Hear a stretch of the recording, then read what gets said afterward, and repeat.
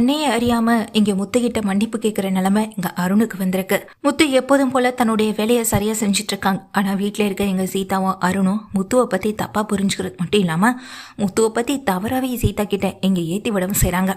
வீட்டில் இருக்க அவங்க அம்மா கூட அதை புரிஞ்சுக்கிற ஒரு பக்குவத்தில் இல்லை. சீதாவும் சரி இங்கே அருணும் சரி இங்கே மீனா மேலேயும் முத்து மேலேயும் ஒரு வெறுப்போடு தான் இருந்துகிட்டு இருக்காங்க. எப்போதும் போல் அருண் தன்னுடைய டிராஃபிக் வேலையை சரியாக பார்க்குறதுக்காக அவர் அந்த வேலையை பார்த்துக்கிட்டு இருக்க சமயத்தில் தான் முத்துவோடைய கார் வரதை கவனிக்கிறாங்க. முத்து உனக்கு இருக்குடா, அன்னைக்கு பப்ளிக்கில் எல்லார் முன்னாடியும் என்னை எவ்வளோ கேவலப்படுத்தினேன் அப்படின்னு நினச்சிட்டு இருக்கவும் செய்கிறாங்க. அவங்க அந்த நேரத்தில் இங்கே ஒர்க் பண்ணிகிட்டு இருக்கும்போது சீதா கால் பண்ணுறாங்க. சொல்லு சீதா அப்படின்னு இங்கே கால் அட்டன் பண்ணுற அருணும் சீதா கிட்ட பேச, சீதா வந்துட்டு ஒரு முக்கியமான வேலை விஷயமா எம்டி என்னை வெளியே அனுப்பியிருக்காரு, அதனால் நான் கொஞ்சம் டிரைவிங் அதாவது வெளியில் போக வேண்டியது இருக்கு அப்படின்னு சொல்கிறாங்க. அப்படியா, கூட யாரோ துணைக்கி வராங்களான்னு சொல்ல, என் கூட ஒரு ஸ்டாப்பு அப்புறம் இங்கே வேலை பார்க்குற வாட்ச்மேன் இவங்க எல்லாருமே வராங்க அப்படின்னு சொல்ல, சரி சீதா கொஞ்சம் கவனமாக போயிட்டு வா அப்படின்னு சொல்லிடுறாங்க. சரின்னு ஃபோனை வச்சதுக்கு பிறகு இங்கே அங்கே நின்றுட்டு இருக்க முத்துவை கவனிச்சுட்டே இருக்காங்க. தான் ஃப்ரெண்டுகிட்ட சொல்லி அந்த வண்டியை மட்டும் ஓரங்கிட்ட சொல்லுங்க அப்படின்னு சொல்லவும் செய்கிறாங்க அருண் சொன்னது போல் அவங்க ஃப்ரெண்டு அங்கே நின்றுட்டு இருக்க முத்துவோடைய வண்டியை ஓரங்கிட்ட சொல்ல, முத்துவும் என்ன சார் என்னாச்சு சார், நான் அவசரமாக ஒரு இடத்துக்கு போகணும் சார் அப்படின்னு சொல்லி கேட்டுக்கிட்டே இருக்காங்க. என்ன அவசரம், என்ன விஷயமா இருந்தாலும் இங்கே சார் உங்களை நிற்க சொல்லியிருக்காரு, வெயிட் பண்ணி எதுவாக இருந்தாலும் பார்த்துட்டு போங்கன்னு சொல்ல, சார் சார் சார் நான் சொல்கிறத கொஞ்சம் கேளுங்க சார், ரொம்ப முக்கியமான விஷயம் சார், வெளியே போகணும் சார் அப்படின்னு இங்கே ஓடி வந்துகிட்டே இருக்காங்க. கெஞ்சு நீ எவ்வளவு கெஞ்சினாலும் ஒன்றை நான் இங்கேருந்து வெளியே அனுப்ப மாட்டேன் அப்படின்னு இங்கே தனியாக நிற்க வைக்கிறாங்க எங்கள் முத்து ஓடி வந்து நேராக அருண் கிட்ட, நான் எந்த பிரச்சனையாக இருந்தாலும் அப்புறம் பார்த்துக்கலாம், தயவு செஞ்சு இப்போ எனக்கு வழியை விடு அப்படின்னு சொல்ல, நான் எதுக்கும் உனக்கு வழி விடணும், வழி விடுறதுனால என்ன ஆக போகுது, இங்கே பார் நான் ஒரு டிராஃபிக் போலீஸ், இங்கே நான் என்ன பண்ணுறனோ அதுதான் சரியாக இருக்கும், நான் எல்லாரையும் செக் பண்ணி தானே அனுப்புகிறேன், கொஞ்ச நேரம் உன்னால் வெயிட் பண்ண முடியாதா, ஏன் வெயிட் பண்ணுறதுக்கு உனக்கு என்ன பிரச்சனை, உன்ன மாதிரி தான் இங்கே நிற்கிறவங்க அத்தனை பேருக்கும் வேலை இருக்குது, எல்லாரும் வெயிட் பண்ணி தன்னுடைய பேப்பர்ஸ் எல்லாம் கரெக்டாக இருக்கான்னு செக் பண்ணி பார்த்துட்டு அதுக்கப்புறமா போகலை, அப்புறம் நீ என்ன பண்ணிகிட்டு இருக்க, என்ன டாக்ஸி ஓட்டுறோம் கார் ஓட்டுறன்ற பேரில் பின்னாடி ஏதாவது கடத்தல் வேலை பார்த்துக்கிட்டு இருக்கேன்னு, முதல்ல இந்த ஆளோட காரை செக் பண்ணுங்க அப்படின்னு சொல்கிறாங்க எங்கள் அருண் வந்துட்டு அங்கே நின்றுக்கிட்டு இருக்க முத்துவோடைய காரை செக் பண்ணுறது மட்டும் இல்லாமல் ஏற்கனவே இங்கே தான் கொண்டு வந்த ஒரு போதைப் பொருளை இங்கே முத்துவோடைய காரில் வைக்கிற மாதிரி வச்சு அதை செக் பண்ணி எடுக்கிற மாதிரி எடுக்கவும் செய்கிறாங்க. என்னடா இது அப்படின்னு முத்துக்கிட்ட வந்து கொடுத்து கேட்க, முத்து இதை பார்த்துட்டு, சார் என் மேலே ஏதாவது பிரச்சனைன்னு தான் அதை வேறு மாதிரி காட்டுங்க, தேவையில்லாமல் என் வாழ்க்கையில் விளையாடுற வேலை வேணாம் அப்படின்னு சொல்ல, என்னையவே மிரட்றியா நீ அப்படின்னு முத்துவுக்கு ஒரு அறையை விட முத்து ரொம்ப கோபத்தில் நிற்கிறாங்க. ஆனால் கண்ட்ரோல் பண்ணிக்கிறாங்க இந்த கோபம் எல்லாத்தையுமே. அந்த நேரத்தில் அங்கே இருக்க போலீஸ்லாம் வந்துட்டு முத்துவை கூட்டிகிட்டு போக ட்ரை பண்ணுறாங்க. முத்துவும் அங்கேருந்து தரன்னு இழுத்துட்டு போங்க செய்ய, இந்த காரை முதல்ல சேஸ் பண்ணி அங்கே ஸ்டேஷனில் கொண்டு விடுங்க அப்படின்னு சொல்லிடுறாங்க. என்கிட்டேவா மோதுறேன், பப்ளிக்கில் அன்றைக்கி எல்லாம் முன்னாடி என்னை கை நீட்டி அடிச்சல, இன்றைக்கி அதுக்கான வழியை நீ அனுபவிச்சு தான் ஆகணும் அப்படின்னு சொல்லிடுறாங்க. இப்போ இந்த விஷயம் வீட்டில் இருக்க அண்ணாமலைக்கும் மீனாவுக்கும் விஜயாவுக்குன்னு தெரிஞ்சு போக, என்னங்க இது இவனை பற்றி என்னென்னமோ சொல்கிறாங்க, போதை பொருள் வண்டியில் கொண்டு போனதாக சொல்கிறாங்க, அதை கையும் களமாக பிடிச்சிட்டதா சொல்கிறாங்க அப்படின்னு விஜயா சொல்ல, இவனால தான் நம்ம வீட்டு மானமே போகுதுன்னு விஜய் ஒரு பக்கம் சத்தம் போட, நீங்க தான் அவரை என்னைக்குமே புரிஞ்சுக்கிட்டு பேசினது இல்லையே, இன்னைக்கு மட்டும் அவரை சரியா புரிஞ்சுக்கவா போறீங்க, எனக்கு தெரியும் அவர் அந்த தப்பை பண்ணக்கூடியவர் இல்லைன்னு, இது எல்லாமே அந்த அருணுடைய வேலையாக தான் இருக்கும் அப்படின்னு நினச்சிட்டு இங்கே மீனாவும் அண்ணாமலையும் கிளம்பிட்டு ஸ்டேஷனுக்கு போகிறாங்க. ஸ்டேஷனுக்கு போய் மீனாவும் சரி அண்ணாமலையும் சரி முத்துவுக்காக எவ்வளவு கெஞ்சி பார்க்குறாங்க. ஆனால் கையும் களவுமா இங்கே நாங்கள் பிடிச்சிருக்கிறதுனால இதுக்கான தண்டனை எதுவாக இருந்தாலும் கோர்ட்டு தான் முடிவு பண்ணுவோம், நீங்கள் கோர்ட் மூலமாகவே எதுவாக இருந்தாலும் மூவ் பண்ணிக்கோங்க, இவர் மேலே நாங்கள் எஃப்ஐஆரும் போட போகிறோம் அப்படின்னு சொல்லிடுறாங்க. ஸ்டேஷனில் மீனாவுக்கு என்ன பண்ணுறதுனே தெரியல, ரொம்ப கண் கலங்கி நிற்கிறாங்க. மீனா நேராக என்ன பண்ணுறாங்க, அருணை பார்க்க அருண் வீட்டுக்கு போகிறாங்க. சீதாவும் இருக்காங்க. இப்போ வேதிக்கு இங்கே வந்தான்ற மாதிரி சீதா பார்க்க உள்ளே வந்த மீனா, உங்களுக்கு அவர் கூட பிரச்சனைனா நேரடியாக மோதணும், அதை விட்டுட்டு குறுக்கு வழியில் மோதுறதுக்காக தான் இந்த சட்டமெல்லாம் படிச்சுட்டு வந்தீங்களா, உங்களுக்கு யாரை பிடிக்கலையோ அவங்கள பழி வாங்குறதுக்காக தான் நீங்கள் போட்டிருக்க இந்த சட்டையை யூஸ் பண்ணிட்டு இருக்கீங்களா அப்படின்னு மீனா கேட்க, அதுக்கு அருண் தேவையில்லாமல் இங்கே வந்து சத்தம் போட்டுட்டு இருக்காதீங்க, நான் என்னுடைய டியூட்டியை சரியாக தான் பண்ணேன் அப்படின்னு சொல்ல, நீங்கள் உங்கள் டியூட்டியை சரியாக பண்ணலைன்றதை எனக்கு தெரிஞ்சதுனால தான் நான் இங்கே வந்து கேள்வி கேட்டுட்ருக்கேன், உங்களை விட எனக்கு என் புருஷனை பற்றி நல்லாவே தெரியும், அவர் அந்த மாதிரி தப்பு ஒரு நாளும் செய்யாதவர்னு சொல்ல, சீதா சொல்கிறாங்க, உன் புருஷன் ஏற்கனவே ரவுடிசம் பண்ணிட்டு தெரிஞ்சவர், அங்கே இங்கேயும் ரவுடிசம் பண்ணுறதை தவிர வேற என்ன தெரியும் உன் புருஷனுக்கு சொல்ல பார்க்கலாம், இப்போ கடத்தல் தொழிலும் செய்ய ஆரம்பிச்சிட்டாரு, இதுக்கு நீ சப்போர்ட் வேற பண்ணுறியா, தப்பு பண்ணுற உன் புருஷனுக்கு நீ சப்போர்ட்டாக நிற்கும் போது சரியான விஷயத்தை வந்துட்டு இங்கே நேர்மையாக பண்ணிகிட்டு இருக்க ஏன் புருஷனுக்காக நான் பேசக்கூடாதான்னு சொல்லி சொல்லிட்டு இங்கே கேட்குறாங்க சீதா. கோவத்தில் இருந்த மீனா சீதா கணத்தில் பல்லான்னு ஒரு அறையை விட சீதா அப்படியே அதிர்ந்து போயிட்டு இங்கே அருணையும் மீனாவையும் பார்க்க, என்னங்க நீங்கள் வந்த வேகத்துக்கு என்னுடைய ஒய்ஃபுன்னு கூட பார்க்காம அவ்வளவுதான் மரியாதை. இதே அடி உன் கணத்தில் விழறதுக்கு ரொம்ப நேரம் ஆகாது. ஆனால் மரியாதைக்காக மட்டுமே தான் நான் இப்படி பேசிக்கிட்டு இருக்கேன். நீ பொய்யான ஒரு விஷயத்த இப்படி ஜோடிச்சு பெரிய ஒரு விஷயமாக்குவேன். என் புருஷன் மேலே தப்பு இல்லைன்றதை நிரூபிச்சுட்டு உங்கள் முன்னாடி வந்து நான் நிற்கிறேன் அப்படின்னு மீனா வந்துட்டு சபதம் போட்டுட்டு அந்த இடத்த விட்டு வெளியே போக, சீதா நீ எதுக்கும் யோசிக்காத, கவலைப்படாத, விடு பார்த்துக்கலாம் அப்படின்னு அருண் வந்துட்டு சீதாவை சமாதானப்படுத்துகிறாங்க. அதே நேரத்தில் உங்கள் புருஷனை யாராலையும் காப்பாற்ற முடியாதுன்றதை மனசுக்குள்ளே நினச்சிட்டு நிற்கவும் செய்கிறாங்க அருணும். ஆமாம் அம்மா எங்கள் வீட்டிலேருந்து வெளியே போய் ரொம்ப நேரம் ஆகுது, இன்னும் வரல அப்படின்னு அருண் சீதா கிட்டே கேட்குறாங்க. நானும் அத்தைக்கு கால் பண்ணிகிட்டே இருக்கேங்க, கால் போகவே இல்லை, அட்டன் பண்ணவும் மாட்டாங்க அப்படின்ற மாதிரி சொல்லிட்டு இருக்காங்க. கொஞ்ச நேரத்தில் ஒரு ஹாஸ்பிட்டல்லேருந்து ஃபோன் வருது அருணுக்கு. அருண் சீதா ரெண்டு பேருமே பதறி போக உடனே ஹாஸ்பிட்டலுக்கு கிளம்பி போகவும் செய்கிறாங்க. என்ன ஆச்சுமா, எப்படி அடிபட்டுச்சு அப்படின்னு சொல்லிட்டு கேட்க, ஒரு வண்டிக்காரன் வந்து மோதிட்டு போயிட்டான்டா அப்படின்னு சொல்ல, யாருமா அப்படின்னு சொல்லி கேட்க, யாரும் என்னெல்லாம் தெரியலடா, நான் அதே இடத்துல மயங்கி விழுந்துட்டேன், அங்கே இருக்கவங்க தான் என்னை ஹாஸ்பிட்டலில் கொண்டு வந்து சேர்த்தாங்க அப்படின்னு சொல்கிறாங்க எங்கள் அருணுடைய அம்மாவும். இதை கேட்டதும், யாருமா உங்களை கொண்டு வந்து அட்மிட் பண்ணது யாரு அப்படின்னு சொல்லி கேட்க, அந்த நேரத்தில் செல்வம் தான் நிற்கிறாங்க.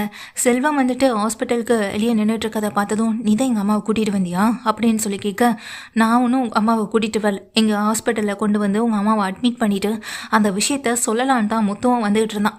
அந்த நேரத்தில் தான் நீங்கள் முத்து மேலே அபாண்டமான ஒரு பழியை போட்டு அவனை கொண்டு போய் இப்போ உள்ளே வைக்கவும் செஞ்சுருக்கீங்க.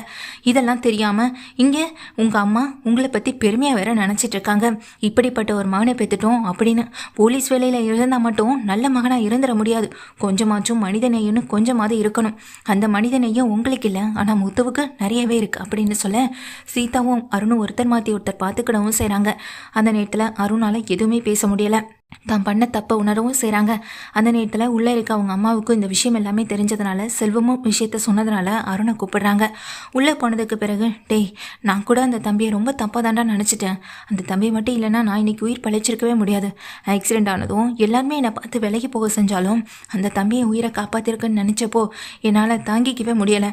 ஆனால் நீ என்னடா நான் உங்ககிட்ட விஷயத்த சொல்ல வந்த அந்த தம்பிக்கிட்ட ஒரு வார்த்தை கூட பேச விடாமல் நீ இப்படி பண்ணியிருக்க கூடாதுரா அப்படின்னு சொல்கிறாங்க. இல்லைம்மா அது வந்துன்னு சொல்ல, நீ உடனே ஸ்டேஷனுக்கு போய் அந்த தம்பி எந்த தப்பும் பண்ணலன்ற நிரூபித்து வெளியே கொண்டு வா அப்படின்னு சொல்ல, இதை கேட்டதும் சீதாவும் அருணை பார்த்து முறைக்க அருண் வேறு வழி இல்லாமல் வெளியே வராங்க.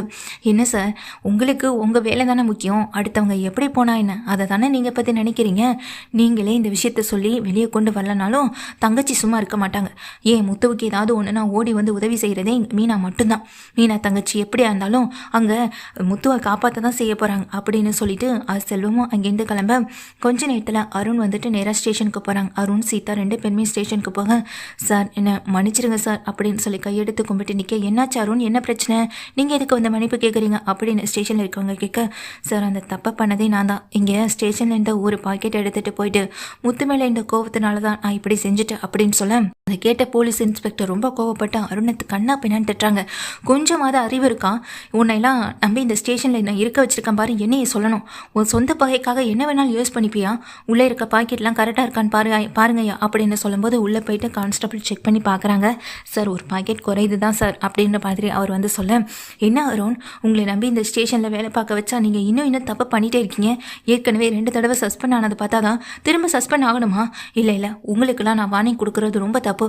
இதுக்கப்புறம் எந்த தப்பும் பண்ணாமல் இருக்கணும்னா 3வது சஸ்பெண்டும் ஆனால் தான் உங்களுக்கு அதோட அருமை தெரியும் அப்படின்னு சொல்கிறாங்க. இதை கேட்ட அருண் எதுவுமே பேசாமல் நின்றுட்டு இருக்காங்க. முத்துவையே வெளியே விடுறாங்க. முத்து வெளியே வந்ததுக்கு பிறகு, சார் அதெல்லாம் ஒன்றும் வேணாம் சார் அப்படின்னு சொல்ல, திரும்ப உங்ககிட்ட பிரச்சனை பண்ணுறதே அருண் வேலையும் வச்சுருக்கான். இவனுக்கு என்னதான் உங்களுக்கு அவ்வளோ பெரிய கோவம், உங்கள் மேலே அவன் கோவப்பட்டு என்ன பண்ண போகிறான்னு எனக்கு தெரியலை. ஆனால் இந்த கோவம் எதுவுமே சரியில்லைன்னு தானே தோணிட்டு இருக்கு. பொதுமக்களுக்கு இடையூறா, அதுவும் பொதுமக்களில் ஒருத்தவங்களுக்கு இடையூறா இந்த அருண் நடந்துக்கும் போது நான் ஆக்ஷன் எடுத்துக்க வேண்டியதானே இருக்கும் அப்படின்னு சொல்ல, மீனா வந்துட்டு அருணை பார்த்து முறைக்கிறாங்க. அருண் வந்துட்டு, சார் நீங்கள் என்ன ஆக்ஷன் வேணாலும் எடுங்க, அதை நான் ஏற்றுக்க தயாராக இருக்கு அப்படின்னு சொல்லிட்டு இருக்கும்போது அங்கே நிற்கிற முத்து வந்துட்டு, கொஞ்சமாவது யோசிக்கிறியா, நீ உனக்கு வேலை கிடச்சிருச்சு, உனக்கு போலீஸ் வேலை கிடச்சிருக்குன்னு உங்கள் அம்மா உங்கள் வீட்டில் இருக்க எல்லாரும் எவ்வளோ சந்தோஷப்பட்டிருப்பாங்க. ஆனால் நீ அதை தப்பாக யூஸ் பண்ணிட்டு இருக்குன்னு உன் மனசுக்கு கொஞ்சம் கூட அதை குற்ற உணர்ச்சியாகவே இல்லையா? மற்றவங்களை பழி வாங்கணும்னா எந்த இலைக்கு வேணாலும் போவியா? இது உன்னுடைய வேலையும் சேர்ந்து பாதிக்கணும் கொஞ்சம் கூட யோசிக்க மாட்டியா? நீ படிச்சுட்டு வந்த படிப்பு வெறும் சட்டம் மட்டும்தான். ஆனால் நான் உனக்கு மனிதநேயனா என்ன எப்படி இருக்கணும்னு உனக்கு நான் ஒவ்வொரு தடவையும் சொல்லிக் கொடுக்க வேண்டியதாக இருக்குது. ஆனால் அது இன்னையும் உன் மைண்டுக்கு நீ எடுத்துக்கவே மாட்டல. இங்கே பார், உனக்கும் எனக்கும் எந்த பிரச்சனையும் இல்லை. இனி நீயே என் வழியில் குறுக்க வராத, நானும் உன் வழியில் குறுக்க வரமாட்டேன். இன்னையோட எல்லாம் முடிஞ்சது சார். அதெல்லாம் எதுவும் வேணாம் சார். நான் எதுவும் இவர் மேலே கம்ப்ளைண்ட் கொடுக்க போகிறதில்லன்னு சொல்ல, முத்து ஏற்கனவே பல தடவை நீ பல தப்புகளை பண்ணிட்டு உள்ளே வந்திருக்கேன்னு நான் நினச்சிட்டு உன் மேலே தப்பாக இருந்தப்போ கூட உன்னுடைய மனைவி உன் மேலே எந்த தப்பு இல்லைன்னு பல தடவை நிரூபித்து இந்த ஸ்டேஷன்லேருந்து கூட்டிகிட்டு போகவும் செஞ்சுருக்காங்க. இந்த தடவையும் அது அப்படி தான் நடந்திருக்கு. இந்த தடவை உன் கார்லேருந்து இதை எடுத்திருக்காங்கன்னு சொன்னபோது கூட நான் நம்பவே இல்லை. என்ன ஒன்று, அந்த விஷயத்தை நானாக கண்டுபிடிக்கிறதுக்கு முன்னாடி அருணா வந்து ஒத்துக்கிட்டதுனால அவருக்கு பனிஷ்மெண்ட் வேணால் கொஞ்சம் குறையலாம் அப்படின்னு சொல்கிறாங்க. சார், எந்த பனிஷ்மெண்ட்டும் வேண்டாம் சார் அப்படின்ற மாதிரி முத்து சொல்ல, இப்போ தான் அவருடைய நல்ல மனசை புரிஞ்சுக்கோ அப்படின்னு முத்துவை வந்துட்டு பார்த்துட்டு அருணை திட்டவும் செய்கிறாங்க. அருண் சீதா 2 பேரும் அசிங்கப்பட்டு வெளியே வரேன். அப்போ முத்துவும் மீனாவும் வெளியே வந்து நின்று பேசிக்கிட்டு இருக்காங்க. உங்களுக்கு இப்படி ஆகும்னு நினைக்கவே இல்லைங்க அப்படி இப்படின்னு 2 பேருமே பேசிக்கிட்டு இருக்கும்போது வெளியே வந்து சீதா மாமா அப்படின்னு சொல்லும்போது, என்ன பேச போகிறேன், மன்னிச்சிருங்க மாமா, நான் அவர் சொன்னதை நம்பிட்டேன், என்னை மன்னிச்சிருங்க, தப்பாக நினச்சிக்காதீங்க, இதை தானே சொல்ல போகிறேன். இதே எத்தனை தடவை சீதா நீ சொல்லுவேன். ஒவ்வொரு தடவையும் இதே மாதிரி ஏதாவது ஒரு பிரச்சனை வரும்போது அவரை தப்பாக நினச்சி திட்டுறதும், அவரை ரவுடின்னு சொல்கிறதும், அவர் என் மாமாவே இல்லைன்னு சொல்கிறதும், பிறகு நான் பேசினதெல்லாம் தப்புன்னு வந்து மன்னிப்பு கேட்குறதும், இது எத்தனாவது தடவை சீதா? இதுக்கப்புறமும் உங்ககிட்டேருந்து நான் எந்த மன்னிப்பையோ இல்லை எந்தவித ஆறுதலையோ நாங்கள் எதிர்பார்க்கல. நீயாவே இருந்துக்கோ சீதா. இனிமேல் எங்கள் வழியில் நீங்களும் குறுக்க வர வேண்டாம், நாங்களும் உங்கள் வழியில் குறுக்க வரமாட்டோம். நீ நல்லா வேலை பாரு, சம்பாதி, உன் வீட்டுக்கும் உன் குடும்பத்தை நல்லா பார்த்துக்கோ, அது போதும். நீ சந்தோஷமாக இருந்தால் எனக்கு அதுவே சந்தோஷம்தான் சீதா. ஆனால் ஒவ்வொரு தடவையும் நீ அவரை தப்பாக புரிஞ்சுக்கிட்டு பேசும்போது அதை விட அதிகமாக காயப்படுறது நான் தான். தயவு செஞ்சு இனி அவர்கிட்ட நீ பேச வேண்டாம். அவர்கிட்ட மட்டும் இல்லை, இனி நீ என்கிட்டையும் பேச வேண்டாம் அப்படின்னு மீனா சொல்கிறாங்க. இதை கேட்டதும் அக்கா அப்படின்னு அங்கே சீதா அதிர்ந்து போய் வாயை பிளந்த மாதிரி நிற்க, எல்லாமே என்னால் தாங்க, என்னை மன்னிச்சிருங்க அப்படின்னு அருண் வந்து கையெடுத்து கும்பிட்டு நிற்கிறாங்க. இன்னைக்கு எங்கள் அம்மாவை காப்பாற்றிருக்காருங்க. அதுக்கு நான் எவ்வளோ பெரிய நன்றி கடன் பட்டிருக்கேன் தெரியுமா? எனக்குன்னு இருக்க ஒரே ஒரு உறவுனா அது எங்கள் அம்மா மட்டும்தான். அவங்களும் இல்லைன்னா நான் யாருமே இல்லாத அனாதை இருந்திருப்பேன் அப்படின்ற மாதிரி அருண் சொல்கிறாங்க. இப்போ தான் உங்கள் அம்மாவுடைய அருமையே உனக்கு தெரியுதா? ஒவ்வொரு வேலைக்கு பின்னாடியும் ஒவ்வொரு விதமான கஷ்டங்கள் எல்லாமே இருக்க தான் செய்யுது. நீ என்கிட்ட இப்படி தலையிடுவேன், என்னை இந்த அளவுக்கு கொண்டு போயிட்டு நிறுத்துவேன்னு நான் கொஞ்சம் கூட எதிர்பார்க்கல. உனக்கு எனக்கு என்னடா பிரச்சனை, என்ன பிரச்சனை சொல்லு அப்படின்ற மாதிரி முத்து கேட்க அருண் வாயடிச்சு போய் நிற்கிறாங்க. கையெடுத்து கும்பிட்டு முத்துக்கிட்டையும் மீனா கிட்டையும் மன்னிப்பு கேட்கவும் செய்கிறாங்க. உங்களோட மன்னிப்பு இனி எங்களுக்கு எப்போதுமே தேவைப்படாது. ஏன்னா இனி நாங்கள் உங்ககிட்ட எப்போதுமே எதுக்காகவும் வந்து நிற்க போகிறதும் இல்லை, பேச போகிறதும் இல்லை. அவர் வழியில் அவர் போகட்டும், உங்கள் வழியில் நீங்கள் போங்க. தேவையில்லாமல் இனி அவர் எந்த வகையிலையும் செய்ய வேண்டாம், அதுதான் 2 பேருக்குமே நல்லது அப்படின்னு மீனா வந்துட்டு பேசிட்டு முத்துவை கையை பிடிச்சு எடுத்துட்டு கூட்டிகிட்டு போகவும் செய்ய, அக்கான்னு சீதா கண்கலங்க எப்படி நிற்க, விடு சீதா, நான் பண்ண தப்புக்கு நானே இதை சரி பண்ணுறேன் அப்படின்னு அருண் சீதாவை இங்கே சமாதானப்படுத்தவும் செய்கிறாங்க.